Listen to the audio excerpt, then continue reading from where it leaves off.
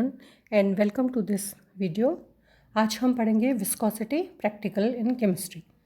Chemistry में जो physical chemistry में हमारे एक्सपेरिमेंट है, सरफेस टेंशन तो अपन पढ़ चुके हैं। अब अपन को क्या पढ़ना है, विस्कोसिटी या विस्कासिता। तो सबसे पहले अपन ये जानने की कोशिश करते हैं कि विस्कासिता किसको कहते हैं या फिर what is viscosity. Viscosity describes a liquid's resistance to flow. किसी भी द्रव के बहने की गति का जो प्रतिरोध करता है उस बल को हम क्या कहते हैं, विस्कोसिटी या विस्कासिता। कुछ द्रव हैं जैसे जल है, ये अन्य द्रवों जैसे मान लीजिए ग्लिसरीन है, शहद है, इनकी अपेक्षा अधिक सुगमतापूर्वक और तीव्र गति से प्रवाहित होते हैं। इसका कारण क्या है? इसका कारण यह है कि द्रव वास्तव में कई परतों से मिलकर बना होता है, कई लेयर्स से मिलकर बना होता है और ये सारी लेयर्स अलग अलग वेग से प्रवाहित होती है। प्रवाह की दिशा में ये परतें एक दूसरे के ऊपर चलती रहती हैं। द्रव की एक परत का प्रवाह दूसरी परत के ऊपर होता है तो उससे क्या होगा, उनमें घर्षण बल होगा और इससे उनको प्रतिरोध का सामना करना पड़ता है। प्रवाह में प्रतिरोध अथवा आंतरिक घर्षण बल का जो माप है उसको हम क्या कहते हैं, विस्कासिता या फिर विस्कोसिटी। अर्थात द्रवों का वह गुण जो उनके बहने की गति को नियंत्रित करता है, प्रतिरोधित करता है, उसको हम कहते हैं विस्कासिता। इसका जो यूनिट होता है वो क्या होता है, पॉइस या मिली पॉइस में हम इसको यूनिट में हम इसको एक्सप्रेस करते हैं। Viscosity is the ratio of shearing stress of the velocity gradient in a fluid.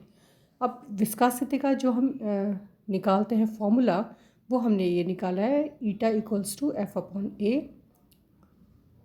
Viscosity measurement for the different fluids is very much important इन।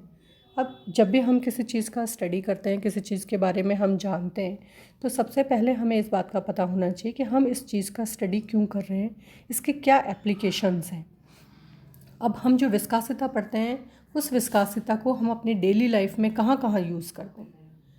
इसको हम यूज़ करते हैं फूड प्रोसेसिंग इंडस्ट्रीज़ में, फार्मास्यूटिकल्स में, कॉस्मेटिक बनाते हैं तो कॉस्मेटिक्स में हम विस्कोसिटी मेज़र करते हैं। पेट्रोकेमिकल इंडस्ट्रीज़ में विस्कोसिटी बहुत ज़्यादा इम्पॉर्टेंस रखती है। जो डीज़ल है, ऑयल है, पेट्रोलियम है, इन सब का जब हम स्टैंडर्ड वैल्यूज़ देखते हैं तो उसमें विस्कोसिटी भी या विस्कासिता भी उसका एक बहुत इंपॉर्टेंट मेजरमेंट होता है। It is also extremely needed during the design of aerodynamic और हाइड्रोडायनेमिक सिस्टम। और जो एरोडायनेमिक और हाइड्रोडायनेमिक सिस्टम्स जब बनाए जाते हैं, मैन्युफैक्चर्स किए जाते हैं, तो उसमें भी विस्कासिता या विस्कोसिटी का मेज़रमेंट एक इम्पॉर्टेंट चीज़ होता है। तो विस्कासिता हमारे लिए बहुत इम्पॉर्टेंस रखती है बहुत सारी इंडस्ट्रीज़ में, इसलिए हमको इसके बारे में जानना चाहिए। अब विस्कोसिता नापते कैसे हैं, उसका मेज़रमेंट कैसे करते हैं, उसको हम मेज़र करते हैं ओसवाल्ड विस्कोमीटर से। अब ये जो आपको इंस्ट्रूमेंट नज़र आ रहा है यूट्यूब जो है, इसको हम ओसवाल्ड विस्कोमीटर कहते हैं। हमें जो लैब में एक्सपेरिमेंट करना होगा वो इसी से करेंगे हम एक्सपेरिमेंट। इसमें क्या होता है, अब आप एक बार इसको समझ लीजिए। इसमें ये वाला आर्म 1 कहलाता है और ये इसकी सेकेंड आर्म कहलाती है। ये थोड़ी सी चौड़ी होती है।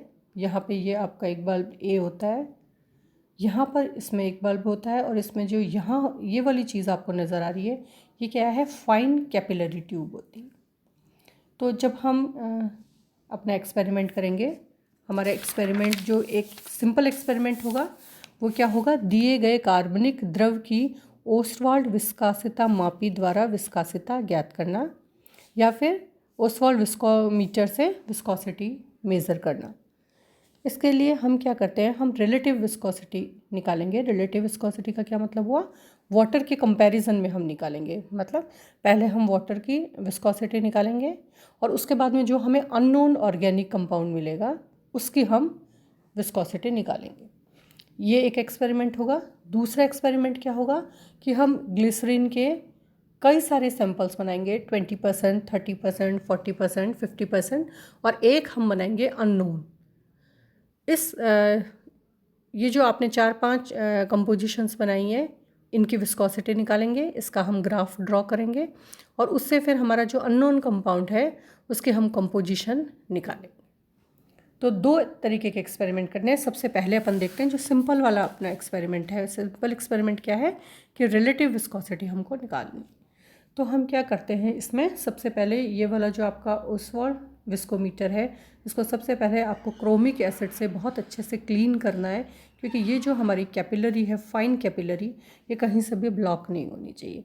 तो क्रोमिक एसिड से हम इसको बहुत अच्छे से वॉश करेंगे, फिर इसको हम डिस्टिल वाटर से रिंस करेंगे और फिर हम इसको ड्राई करेंगे। जब ये अच्छे से ड्राई हो जाएगा तो हम क्या करेंगे, यहाँ पे हम वाटर डालेंगे और यहाँ से हम इसको आधा भर लेंगे। ठीक है, इसको आपको पानी से आधा भरना है। इस आर्म से आप इसको सक करेंगे तो ये पानी आपका क्या होगा, यहाँ से इस तरीके से कैपिलरी में से ऊपर की तरफ मूव करेगा। आपको ये अपर मार्क सी नज़र आ रहा है, इस अपर मार्क से ऊपर तक हमको पानी लेना है। ओके, अब हम क्या करेंगे, जैसे ही आप इसको यहाँ से सक करना बंद करेंगे, ये जो ऊपर का पानी ये आपका नीचे आना शुरू होगा, और जैसे ही ये आपका अपर मार्क सी के ऊपर आ जाता है, आप अपना स्टॉप वॉच स्टार्ट कर देंगे, काउंट करना शुरू करेंगे टाइम को, और जब तक आपका यहाँ तक नहीं आ जाता, लोअर मार्क डी तक ये नहीं आ जाता, हमको वो टाइम निकालना है। ठीक है, आपने टाइम मेज़रमेंट कर लिया, T1 हो गया मान लीजिए आपका। आप उसी तरीके से फिर से एक्सपेरिमेंट को रिपीट करेंगे। यहाँ से पानी डालेंगे, इसको आधा भरेंगे, यहाँ से इसको सक करेंगे, पानी को ऊपर तक लाएंगे। यहाँ इस मार्क पर आने के बाद में आप स्टॉप वॉच को ऑन कर देंगे और यहाँ तक आने में हम उसकी टाइम को मेज़र कर लेंगे। वाटर के साथ आपको तीन बार एक्सपेरिमेंट करना है अपना, और हमें फिर इन तीनों रीडिंग्स का एवरेज निकालना है। ये किसके साथ आ गई हमारी रीडिंग, वाटर के साथ रीडिंग आ गई। ओके, अब जो हमको अननोन लिक्विड मिला है उसके साथ करेंगे। आपको फिर से इसको क्रोमिक एसिड से बहुत अच्छे से क्लीन कर लेने हुए। वाटर है तो ज़्यादा आपको क्लीनिंग की ज़रूरत नहीं पड़ेगी, क्योंकि इसमें पहली बार में अपन ने एक्सपेरिमेंट वाटर से ही किया है। इसको ड्राई कर लेंगे और जो हमारा ऑर्गेनिक कंपाउंड आपको मिला है उसको हम यहाँ से बीकर में से डालेंगे, इसको आधा भरेंगे, सक करेंगे और इसको यहाँ तक लेकर आएंगे। जैसे ही ये अपर मार्क सी पर आएगा, स्टॉप वॉच को स्टार्ट कर देंगे और यहाँ तक लोअर मार्क डी तक आने पर हम इसका टाइम नोट कर लेंगे। इसकी भी हम एवरेज निकाल लेंगे। अब हमारे पास जो फॉर्मूला होता है वो क्या होता है, eta1 by eta2 equals to T1 D1 upon T2 D2। eta1 क्या है, वाटर की विस्कोसिटी है, T1 वाटर का जो फ्लो टाइम है वो है, D1 वाटर की डेंसिटी है, E2 आपको कैलकुलेट करना है अननोन लिक्विड के लिए।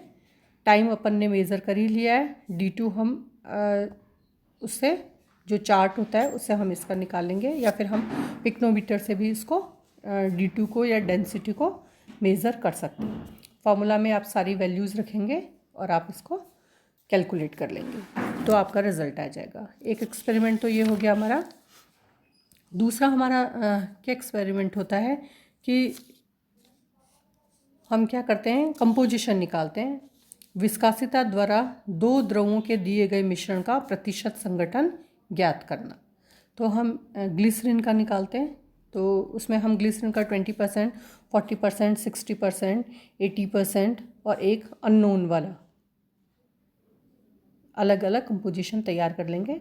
और हर बार फिर हम क्या करेंगे, उसी तरीके से कैसे इसके विस्कोमीटर से रीडिंग ले लेंगे और एक ग्राफ प्लॉट करेंगे। और ग्राफ प्लॉट करके हम, विस्कासिता तो हमारे पास आ ही गई, तो हम एक जो हमारा ग्राफ है उसके एक्सेस पे रखेंगे विस्कोसिटी और दूसरे पे कंपोजिशन। विस्कोसिटी आपने अननोन वाले की भी इससे निकाल ली, तो जब हम ग्राफ पे टेंजेंट डाल के और उसकी वैल्यू को कैलकुलेट करें। देखिए इस तरीके से हम करते हैं लैब में। ये जो हमारा स्टैंड है इसके ऊपर अब विस्कोमीटर को हम लगा देंगे और हम अपना एक्सपेरिमेंट, ये आपको नज़र आ रहा है यूट्यूब वाला, इस तरीके से करें।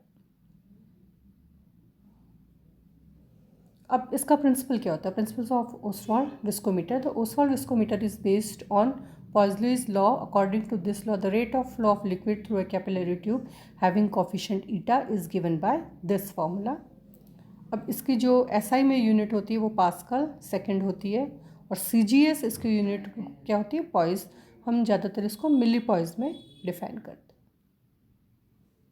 अब ये आपको बताया है कि हम किस तरीके से कंपोजिशन निकाल सकते हैं 0%, 30%, 50%, 70%, 90% एंड 100% सॉल्यूशन ऑफ ग्लिसरीन बना लेंगे हम।